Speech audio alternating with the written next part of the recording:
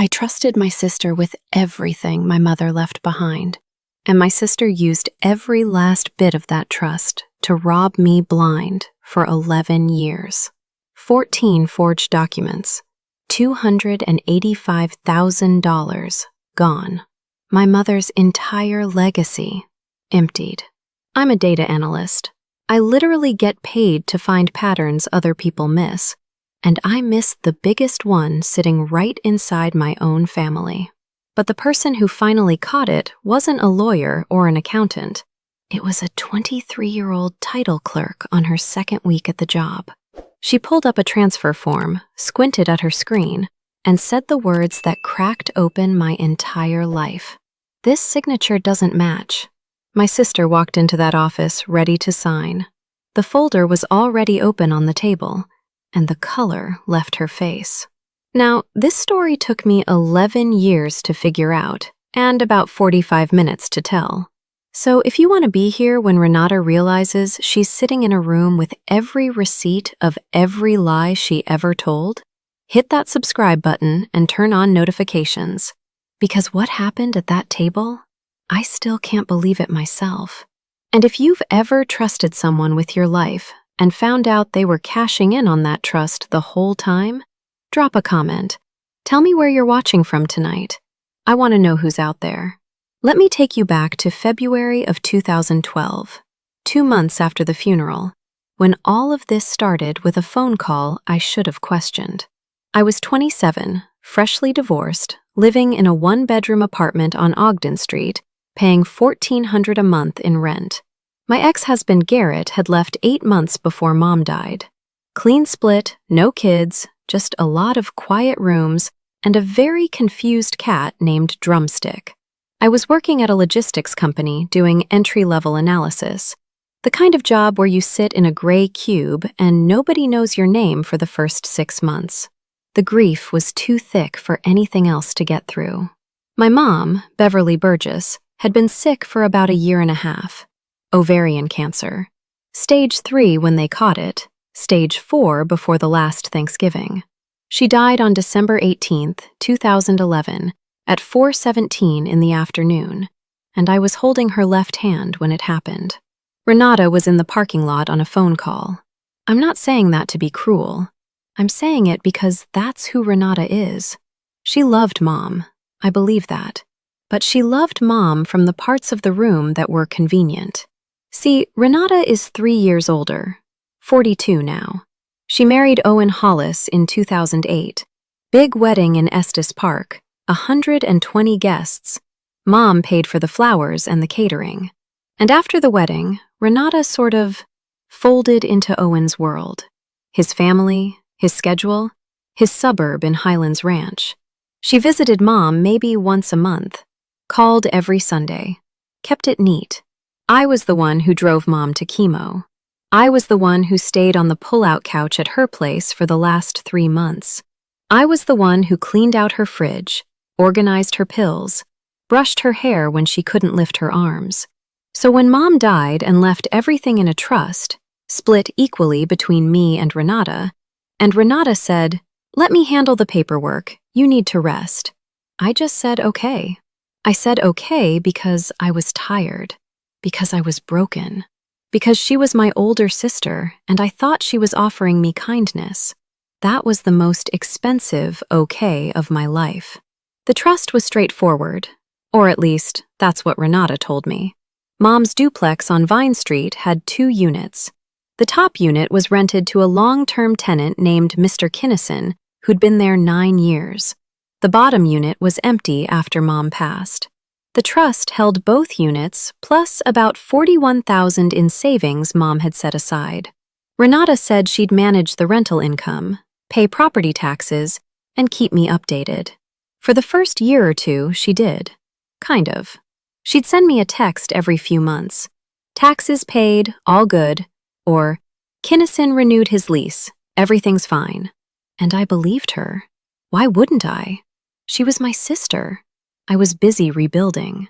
By 2014, I'd moved to a slightly better apartment in Wash Park, gotten promoted twice, and started actually enjoying the work. Data analysis turns out to be a good career for someone who spent 2 years not knowing what to feel. You just follow the numbers. Numbers don't lie to you. Numbers don't disappear into parking lots during your mother's last breath. I'm being unfair. I know that. Renata wasn't a monster. She hosted Thanksgiving. She remembered birthdays. She sent flowers when I got my first real promotion. She was functional, warm enough on the surface, and I was grateful for functional. Functional felt safe after Garrett, after Mom, after all of it. And honestly, for a while there, I thought we were closer than we'd ever been. After Mom died, Renata started calling more. She'd check in on weeknights. How's work going? Or, did you eat? Little things. I thought grief had softened something between us. I thought losing Mom had made us realize we only had each other. That's the thing about being conned by family. The affection isn't always fake. That's what makes it so hard to untangle later. She could love me and steal from me at the same time. I don't think she saw a contradiction. People are really good at writing their own permission slips. Owen was part of it too. Not the fraud, as far as I know, but the cover. He was the kind of husband who'd nod at whatever Renata said and go play golf. Every time I had a question, she'd throw his name in front of it. Owen says the market's bad. Owen talked to the accountant. Owen thinks we should wait. And I'd stop asking. Because who argues with the commercial lender at Christmas dinner? But looking back now, and I mean really looking, there were signs. Around 2015, I asked Renata about the trust income. I'd been thinking about using my half of the rental money to put a down payment on a condo. She got quiet on the phone. Then she said, "The property taxes went up, and we had to replace the roof on both units. There's not as much as you think." I said, "Okay," again. In 2017, I asked about refinancing.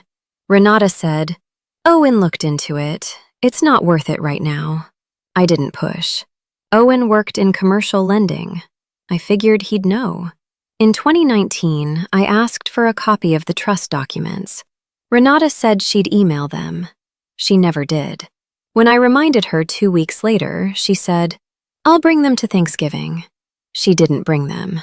By January, she said the filing cabinet got water damage from a burst pipe and some pages were lost. She'd get replacements from the lawyer. That was 3 times I asked. 3 times she redirected. And each time, I let it go. Because she was my sister. Because fighting with Renata was exhausting. Because I didn't want to be the difficult one. The one who made family gatherings awkward. I actually laughed about it once. Told my coworker Desi, "My sister is the most organized person alive, except when it comes to giving me a single piece of paper." Desi looked at me funny. I didn't read it. There was one other thing. Christmas 2020. COVID Christmas, so it was just me and Renata and Owen and Margot at the duplex. Small. Quiet. We were sitting in the living room, the bottom unit, the one I didn't know Renata was living in full-time, and Margot, who was about 6 then, wandered over to me with a crayon drawing. "Aunt Judy, how come you never come to our house?" I said. "Sweetie, I'm at your house right now." And Margot looked confused and said, "No, this is our house. Mommy said we live here now." The room went dead quiet. Renata grabbed Margot's arm. Not hard, but fast, and said, "Margot, baby, go play in your room." Then she turned to me and said, "Kids say the wildest things. We just use the downstairs when Owen's office is being renovated. It's temporary." I didn't push it. I was on my 3rd glass of wine. The turkey was good, and I didn't want to ruin Christmas over a 6-year-old's sentence. But Margot's face. That genuine confusion, like she didn't understand why I was calling her own home something different, that stayed with me. It stayed with me for 3 years, and I did nothing with it. October 14th, 2023, a Tuesday. I remember because I'd just made a pot of chili and was watching a documentary about deep-sea mining. One of those nights where you're not really doing anything, but you're okay with it. My mail was on the counter. I'd grabbed it on the way in and tossed it next to the stove without looking. Junk, a credit card offer, and a white envelope from the Denver County Assessor's Office. I almost didn't open it. It was a property tax delinquency notice for the Vine Street duplex. 3 years of unpaid taxes totaling $22,814. My name was listed as co-owner of record. There was a lien warning. I read it twice. Then I read it a third time, standing at the counter with chili burning on the stove behind me. $22,000. 3 years. My name on the notice. And the thing is, I didn't even know my name was on the property anymore. I mean, I knew it was in the trust, but I hadn't seen a piece of mail about that duplex in over a decade. Every statement, every notice, every tax bill, it all went to Renata. She'd set it up that way in 2012, told me it was simpler for one person to handle the correspondence. Made sense at the time. Made perfect sense if you were trying to make sure your sister never saw what you were doing. I called Renata. It went to voicemail. I called again. Voicemail. I texted, "Call me, now. It's about Vine Street." She called back 40 minutes later. Casual. "Hey, Judy, what's up?" I read her the notice. Word for word. Silence. Then, and I remember this so clearly, she said, "Oh, that's probably just a clerical error. You know how the county is. Renata, it says 3 years. I'll call the assessor's office tomorrow. Don't worry about it. Don't worry about it." That was Renata's favorite sentence. She could burn down a building and tell you not to worry about it while the flames were still going. I said, okay, one more time. But something was different this time. I don't know if it was the number. 22,000 is a lot of money to just not pay. Or if it was something in her voice. This little half-second pause before she said, clerical error. A pause that sounded rehearsed. A pause that sounded like someone deciding which lie to use. I went to sleep that night and my brain wouldn't shut off. 3 years of unpaid taxes on a property that was generating rental income. Where was the money going? The next morning, I did what I should have done years ago. I got on my laptop before work and pulled up the Denver County property records. Free. Public. Anyone can look. And within 20 minutes, I found the first crack. The bottom unit, Mom's old unit, had been listed as owner-occupied since 2016. Not rented, owner-occupied, under Renata's name.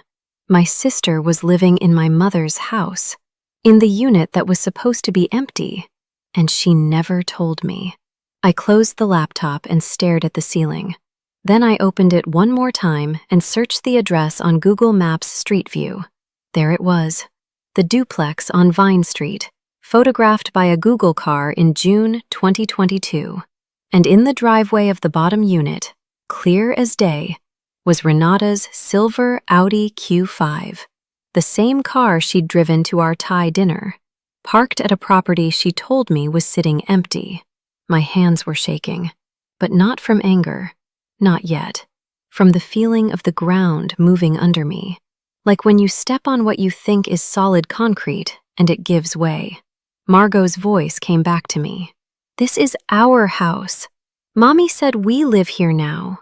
A 6-year-old had told me the truth 3 years ago, and I smiled and ate turkey. I didn't confront her. Not yet. I know that sounds weird. Most people hear, your sister's been secretly living in your dead mother's property, and they'd be on the phone in 30 seconds, screaming. But I've spent 12 years staring at spreadsheets. I know what happens when you react before you have the full picture. You get a partial answer and a locked door. So I did what I do best. I pulled data. Over the next 2 weeks, I spent every evening after work on my laptop at the kitchen table, with a cup of coffee that went cold every single night. I created a spreadsheet. And listen, I know that sounds boring, but that spreadsheet became the most important document of my life. Here's what I found. The Vine Street duplex generated roughly $2,800 a month in rental income from the top unit, Mr. Kinnison's lease. That's $33,600 a year. Over 11 years, that comes to approximately $369,000 in gross rental income. After expenses, insurance, maintenance, the taxes that were apparently not being paid, my half should have been somewhere around $160,000 over those 11 years. I had received exactly zero. Not a dime. Not a transfer. Not a check. Renata had never once sent me a share of the rental income. And the bottom unit, the one she was secretly living in, that had rental value too. About $1,900 a month conservatively. If it had been rented out as the trust intended, that's another $250,000 over 11 years. My half? $125,000. Between both units, Renata had kept roughly $285,000 that was half mine. I sat there at my kitchen table at 11:47 p.m. on a Wednesday night staring at that number. And I don't think I felt anything at first. It was too big. My brain couldn't process it as something a family member did to me. It felt more like discovering a data error at work, except the data was my life. If you've ever looked at a number on a screen and felt the ground shift under your feet, not dramatically, not like in a movie, just this slow tilt where everything you believed starts sliding, then you know what that Wednesday night was. And if that feeling is something you recognize, leave a comment, because I thought I was the only one, and then I found out I really wasn't. But Renata's numbers were just the beginning, because the next thing I found, my own signature on documents I'd never touched, that's what turned this from a family fight into a felony. I dug deeper. I pulled the trust's formation documents from the county clerk's website. They were public record. Mom's original trust said everything crystal clear. Assets split 50-50 upon her death. A co-trustee arrangement, meaning both of us had to sign for any transfer, any sale, any disbursement. Both signatures required. So how had Renata been moving money without my signature? That question kept me up until 3 a.m. And the answer came from the county recorder's office the following Monday, when I requested copies of every document filed against the Vine Street property since 2012. 14 documents. Refinancing papers, equity line applications, transfer authorizations, maintenance fund withdrawals. My signature was on every single one, except I had never signed any of them.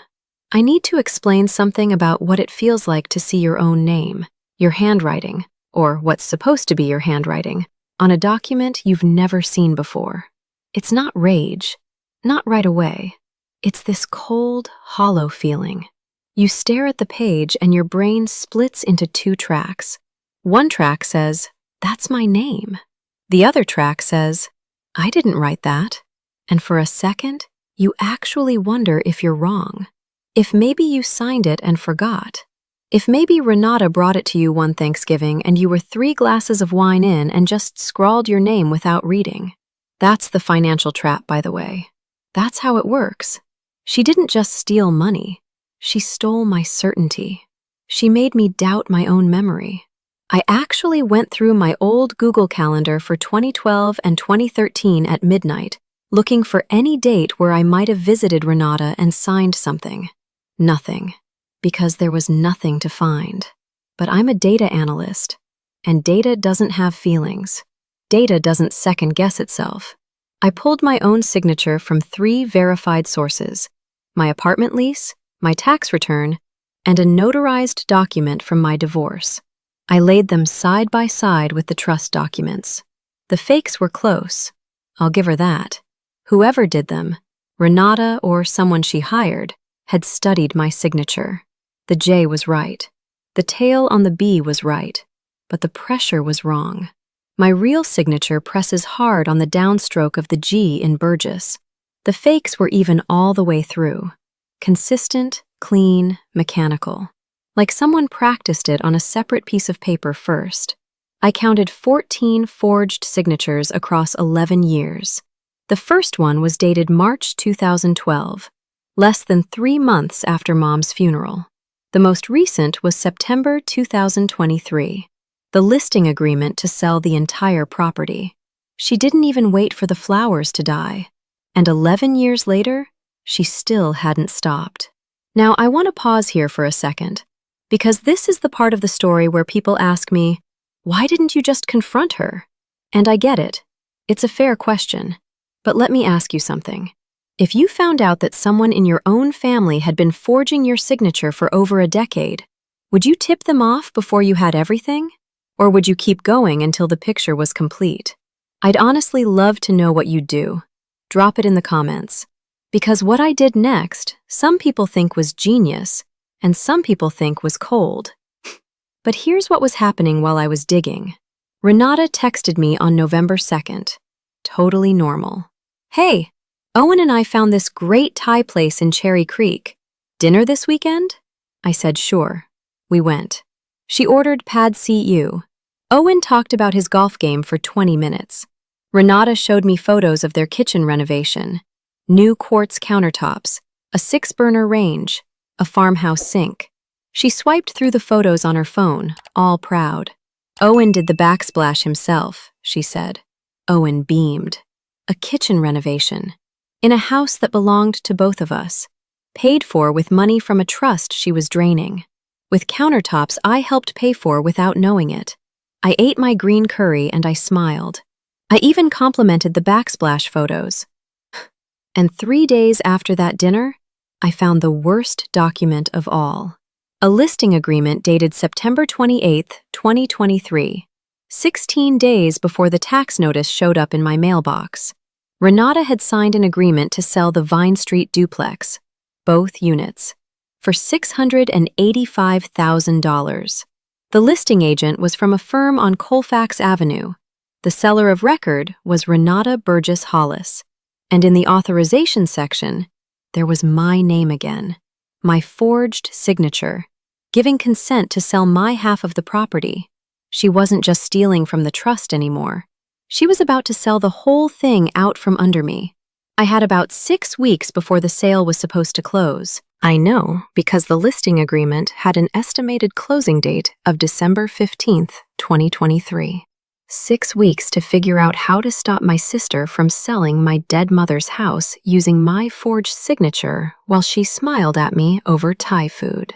The first thing I did was call a real estate attorney. His name was Neil Cordero, and his office was in a brick building off Broadway that smelled like old coffee and printer toner. I sat in his waiting room for 35 minutes, flipping through a copy of Denver Magazine from 2021 while my stomach turned. When I finally sat down across from him, I laid everything out. The spreadsheet, the tax notice, the property records, the forged signatures, the listing agreement. Neil looked at it for about 4 minutes. Then he took off his glasses, set them on his desk, and said, "Ms. Burgess, this isn't a family dispute. This is fraud." I knew that, but hearing someone else say it, someone with a law degree and a framed bar certificate on the wall, made my hands go numb. He outlined the plan. Step 1. File for a temporary restraining order against the sale. Step 2. Engage a forensic document examiner to verify the forgeries. Step 3. And this is the part that mattered. Request a meeting with the title company handling the closing. Because here's what Neil told me. Every real estate transaction goes through a title company. They verify ownership, they check signatures, they confirm that every party listed on the deed actually consented. If we could get in front of that title company with the evidence before closing day, the sale would freeze. If you're still here, tap that subscribe button, because what happened in that title company office is something I will carry with me for the rest of my life. Neil filed the TRO on November 20th. The court granted it on November 22nd. 2 days later.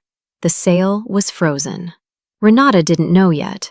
That was the hardest part, keeping my face normal. Thanksgiving was on the 23rd, one day after the court order. And yes, I went to Renata's house. Neil had told me to go. Keep things normal, he'd said. Don't tip her off before the meeting. So I drove out there with a sweet potato casserole and a frozen smile and walked into my mother's house like nothing was wrong. Or should I say, I went to my mother's house because that's where Thanksgiving was, in the bottom unit, the one I didn't know she was living in until a month ago. I walked in and there were new hardwood floors. A wall had been knocked out between the kitchen and the living room. Mom's old floral wallpaper was gone, replaced with this gray-beige paint that probably had a name like Coastal Dusk or something equally pointless. Renata hugged me at the door and said, "Welcome home." I almost lost it right there. Owen poured me wine. Their daughter, Margot, she's 9, showed me a drawing of a turkey with sunglasses. I laughed. I ate stuffing. I helped clear the table. And the whole time, I was sitting in a house my sister had stolen from me, eating off plates she bought with money that was half mine, looking at renovations funded by forged documents. Renata said something that night, casually while we were loading the dishwasher, that I'll never forget. She said, "You know, Judy, I really admire how simple your life is. No mortgage, no property headaches, just you and Drumstick.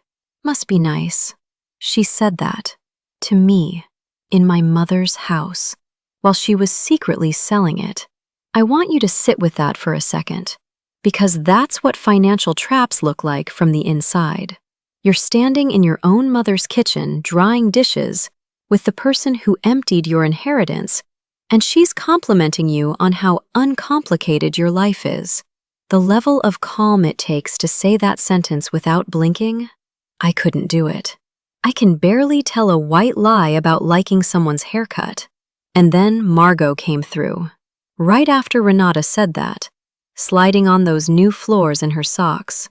She grabbed my leg and said, "Aunt Judy, when are you going to come live with us? There's so many rooms." Renata's jaw tightened, just for a beat. Then she said, gently, "Margot, sweetie, Aunt Judy has her own place." "But Mommy, you said this house is ours now. We have room." Renata's hand paused on the dish she was scrubbing, just for a second. Then she kept scrubbing. I dried a plate and I said, "Yeah, must be nice." I drove home that night on I-25 with the heat blasting, and my jaw clenched so tight I could feel it in my temples. I didn't cry. I didn't scream. I just kept my hands at 10 and 2 and thought about 14 documents and $285,000 and the way Renata said, "Must be nice," without even a tremor in her voice. My mother saved every paycheck for 31 years to buy that duplex. She was a school secretary. She packed her own lunch every single day. She drove the same Honda Civic for 12 years. She did all of that so her daughters would have something solid.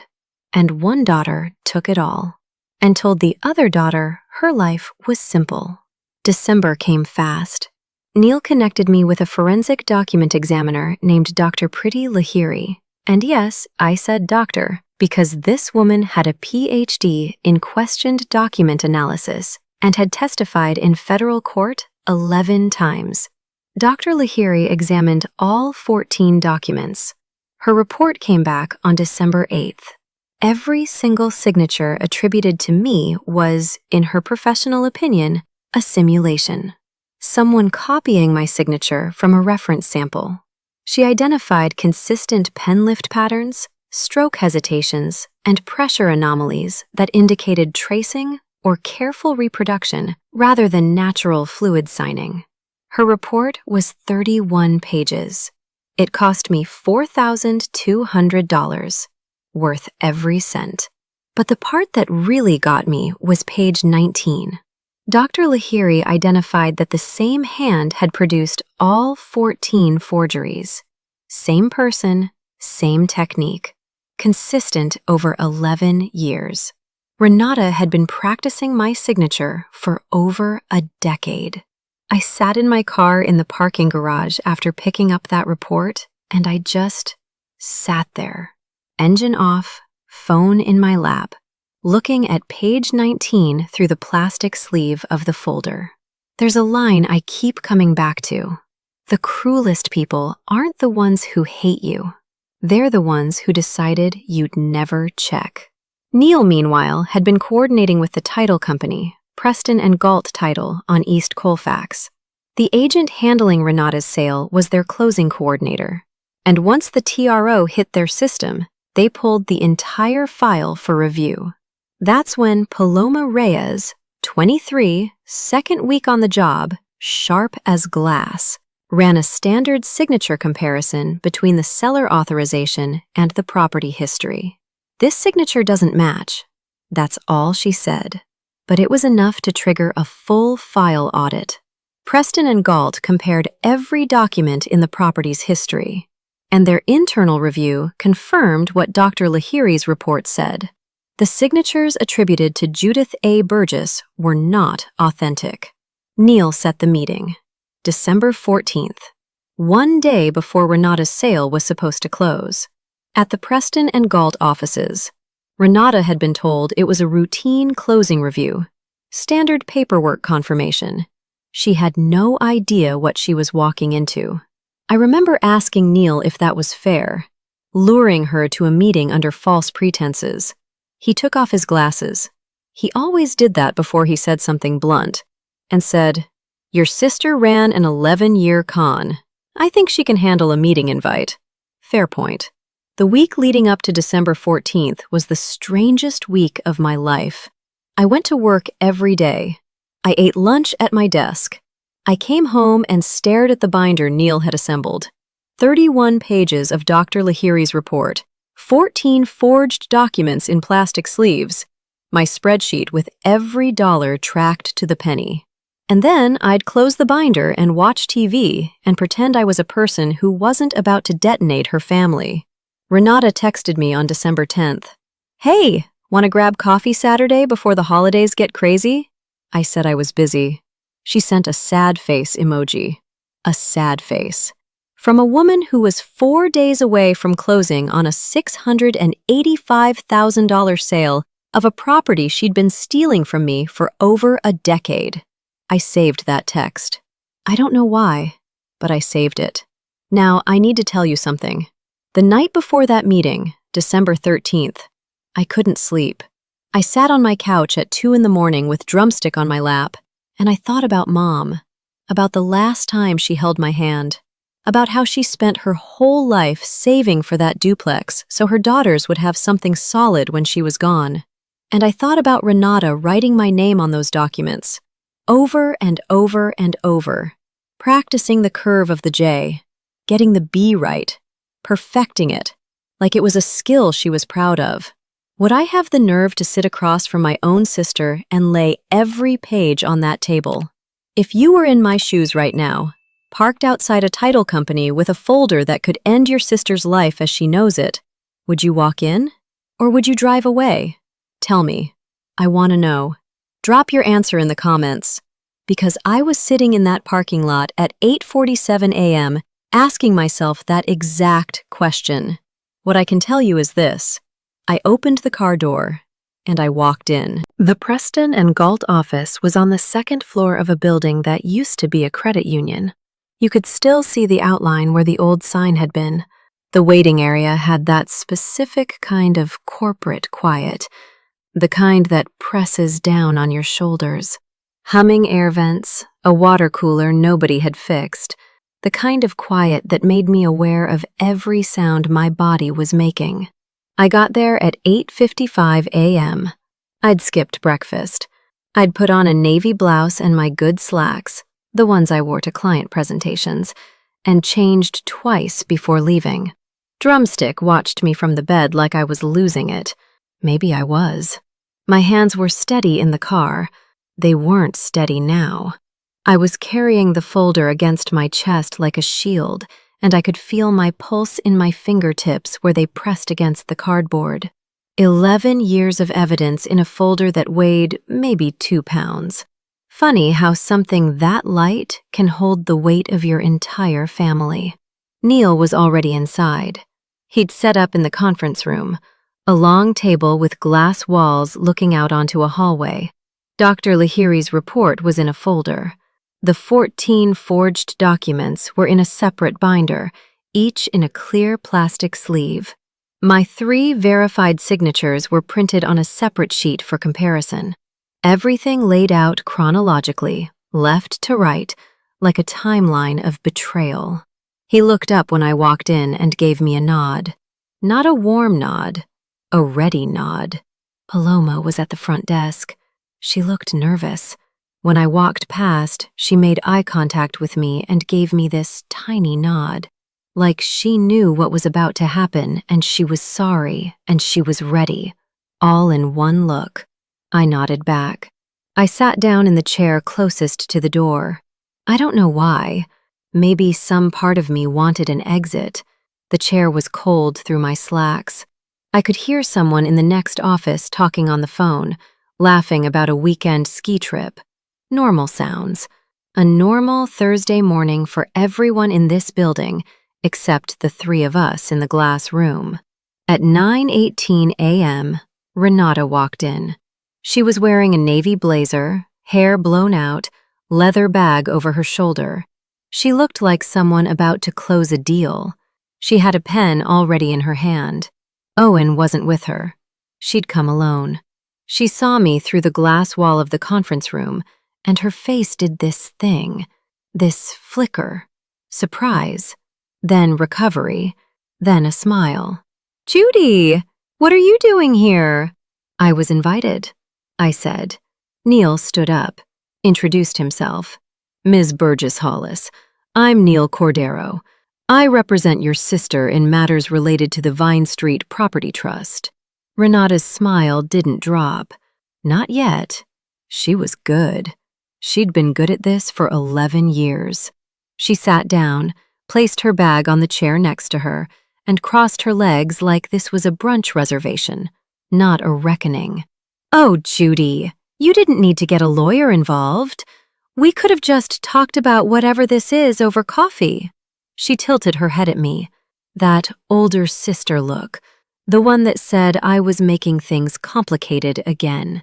"You always did overthink things." I didn't answer. I couldn't, because if I opened my mouth, I was going to say something I couldn't take back, and Neil had told me to let him lead. "I wasn't aware there were any matters," Renata said, turning to Neil. "This was supposed to be a closing confirmation." "That's what we need to discuss," Neil said. He opened the binder.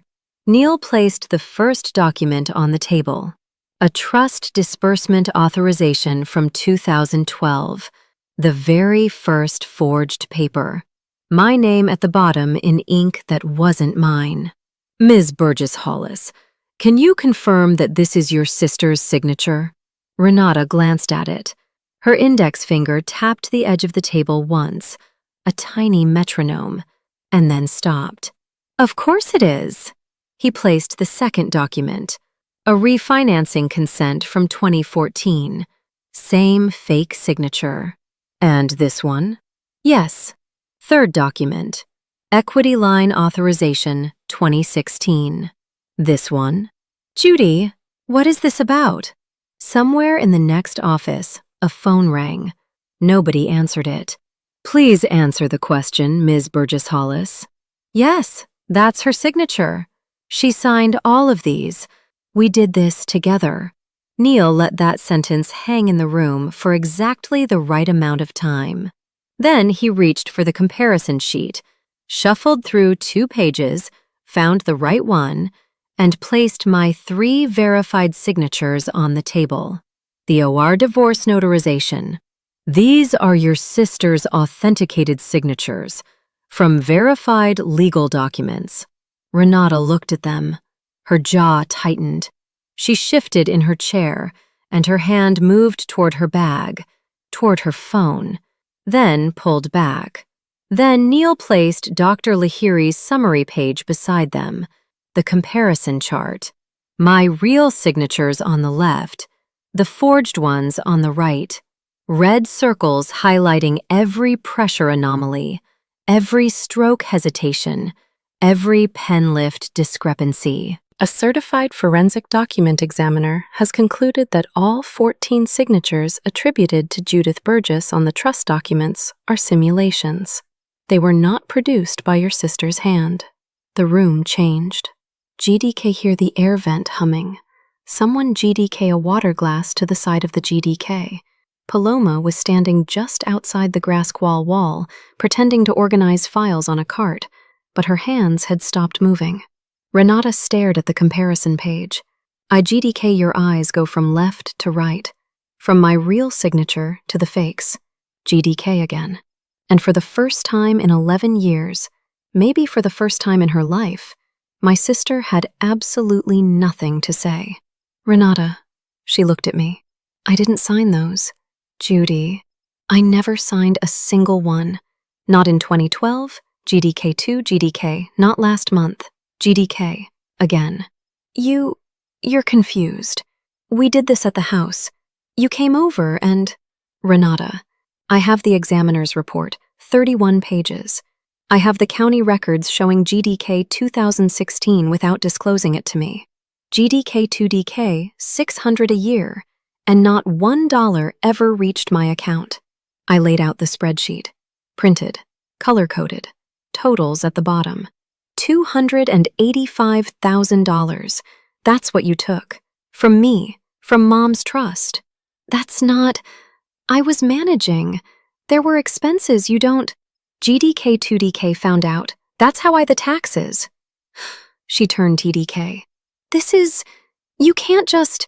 I have a right to… GDK Burgess Hollis. There is a temporary restraining order in effect preventing the sale of the Vine Street property.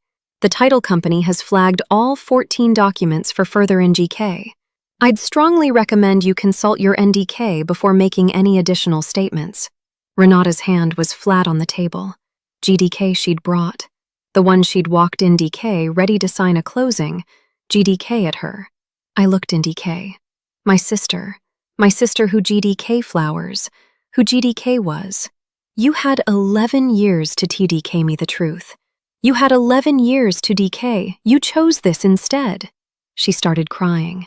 And for half a second, maybe less, I saw something behind the tears that wasn't Minike. It was fear. Real fear. The kind of fear you see in someone who just realized the game is actually over, and there's no speech, no excuse, no exit that gets them out of this room the CDK and walked in as. It lasted Midike seconds, and then it was gone. Judy, please. I was Judy K. I had a plan to… You had a plan to sell my mother's house with my forged name and disappear with $685,000. She didn't deny it. I stood up. My hands were completely steady. I don't know how, but they were. Neil will be in touch with whatever attorney you hire. The forensic report has already been forwarded to DK. This meeting is over. I picked up my folder. I walked past Paloma. She was still standing at the file cart, and this time she wasn't predente. She was watching. And when I 2DK her, she whispered, "Good for you."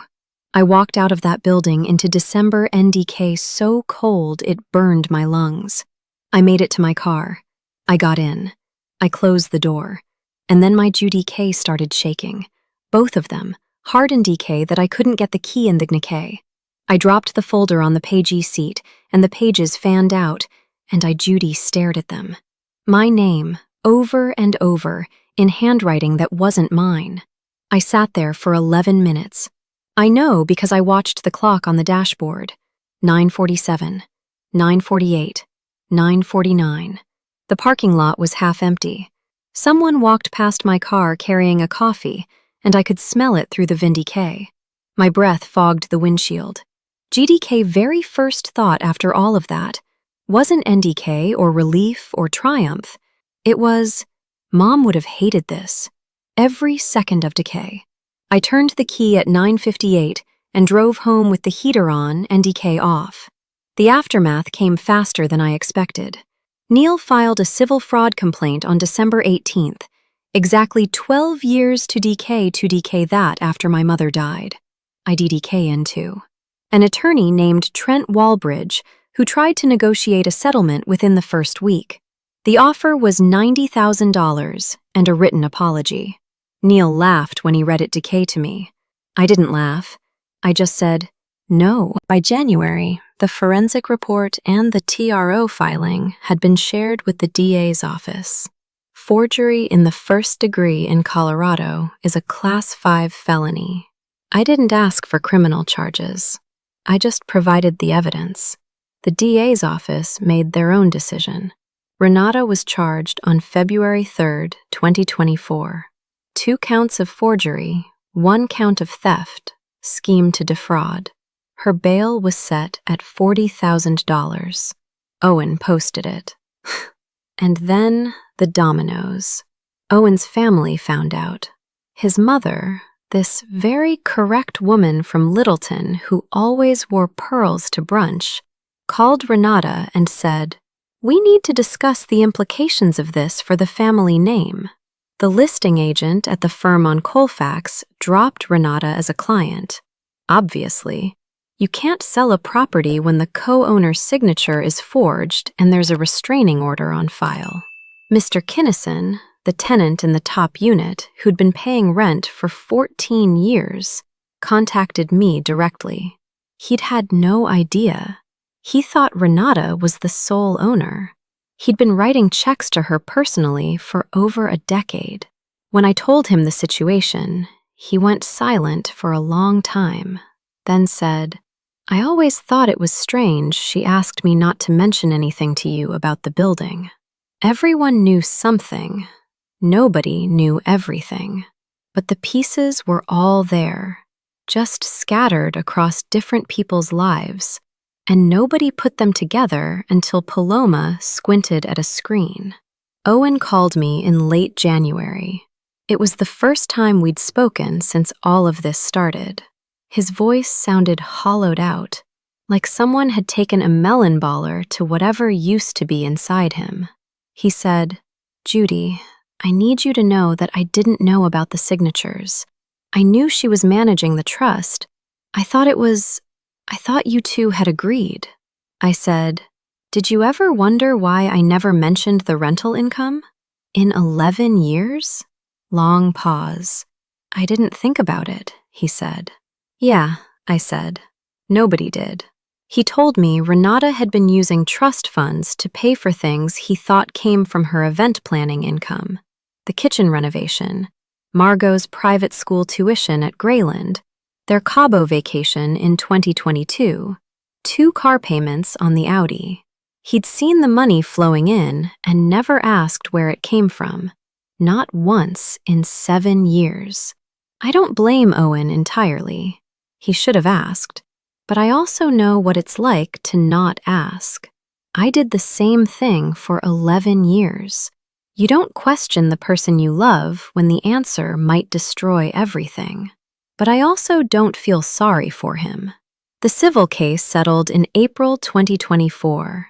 Renata agreed to full restitution of $285,000 plus legal costs, payable through a structured settlement and the forced sale of the Vine Street duplex, both units, with all proceeds going through a court-supervised escrow. She also relinquished all trustee authority, permanently. The criminal case took longer. She pled no contest to 1 count of forgery and 1 count of theft in July 2024, sentenced to 3 years of probation, 200 hours of community service, and a felony on her record. Owen filed for separation in August. I don't know the details, and I didn't ask. Renata moved out of the bottom unit in September, the unit she'd lived in for 7 years without telling me, and was staying with a friend in Aurora. The house on Vine Street sold in October 2024 for $710,000. After settlement, legal fees, back taxes, and Dr. Lahiri's examiner fee, my net was just under $348,000. My mother's legacy. 12 years late. I bought a house. I know that sounds so ordinary after everything I just told you, but that's exactly why it mattered. It's a small craftsman-style place in the Berkeley neighborhood. 2 bedrooms, a detached garage, a little backyard where Drumstick sits in the sun and judges the squirrels. 1,550 square feet.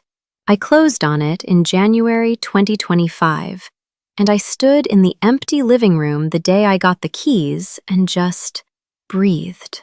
No trust disputes, no forged documents, no sister's name on anything, just mine, Judy Burgess, on the deed, in my own handwriting, my real handwriting. The first night in that house, I made spaghetti on my own stove and ate it standing at the counter because I hadn't bought a table yet. Drumstick sat on the kitchen floor staring at me like I'd lost my mind. And I thought, this is what Mom wanted for us. Something solid, something ours. I painted the bedroom myself that first weekend, a color called morning linen, basically white with a personality. 2 coats. Got paint on the hardwood. Didn't care. It was my hardwood. My paint. My mess. I got promoted at work, too. Senior data analyst. My boss, Desi, the same coworker who'd looked at me funny when I laughed off Renata's paperwork dodging, she'd been promoted to director by then. During my review, she paused, clicked her pen a few times, and said, "You know what changed? You stopped letting people hand you the answers. About time." Desi had been there through the whole thing, by the way. Not in a dramatic way. She never gave a speech or showed up at the title company. But she was the one who sat next to me in the break room on a Tuesday in November when I was staring at my phone, trying to decide whether to call Neil back about the forensic examiner. She said, "Judy, you already know what you need to do. You're just scared it's real." That was it. 1 sentence. And she went back to her salad. Some people help you by holding your hand. Desi helped me by refusing to let me pretend. I go to therapy now. Wednesday afternoons. My therapist is this no-nonsense woman who doesn't let me minimize things. When I told her the full story, she was quiet for a while and then said, "You spent 11 years trusting your sister because the alternative was too painful. That's not stupidity, that's love." And I've had to sit with something harder than Renata's betrayal, which is my own part in it. Not the fraud, I didn't do that, but the looking away. There were moments, after the trust documents didn't come, after the tax question got deflected, after Margot said what she said at Christmas, where I chose not to pull the thread. Part of me didn't want to know. Part of me liked not being the one who dealt with the property, the paperwork, the mess. Renata was handling it, and that meant I didn't have to. It doesn't make me guilty, but it makes me honest about why 11 years happened and not 3. I still think about Renata, not with rage anymore. That burned off somewhere around March. More with this aching confusion that I don't think will ever fully resolve. She was my sister. She braided my hair when I was 8. She taught me to drive a manual transmission in a Safeway parking lot when I was 15. She held my hand at Mom's funeral, and she practiced my signature like it was a hobby. We haven't spoken since the meeting at Preston and Galt. She sent 1 text in May. "Can we talk?" I looked at it for a long time. Then I set my phone down and went outside to water my garden. Maybe someday. I don't know. I don't owe her an answer on her timeline. Margot, Renata's daughter, she sent me a card through Owen. A drawing of 2 women standing next to each other. One had yellow hair, one had brown. Below it, she'd written, "Aunt Judy and Mommy before the fight." She's 10 now. She doesn't understand what happened. She just knows the two women she loves aren't in the same room anymore. I put that drawing on my fridge, and some days it's the hardest thing in the house to look at. I want to tell you something before I go. I spent 11 years not looking. Not because I was dumb. I think you know that by now. I didn't look because looking meant admitting that the person I trusted most in this world didn't deserve it. And for a long time, I chose the lie. Because the lie felt safer than the grief of losing another person I loved. But here's what I know now. The lie was never safe. It was just quiet. And quiet isn't the same thing as okay. If you stayed with me through all of this, through the spreadsheets and the forgeries and the Thai food and that meeting in the title company, thank you. I mean that. Sharing this story was one of the hardest things I've done, and the fact that you stayed and listened, it means more than I can say. If anything in this story made you think about your own family, your own trust, your own okay moments, I'd love to hear about it. Drop a comment. Be honest. And if you want to hear more stories from people who finally looked, people who stopped saying okay when they knew it wasn't, hit that subscribe button and stick around.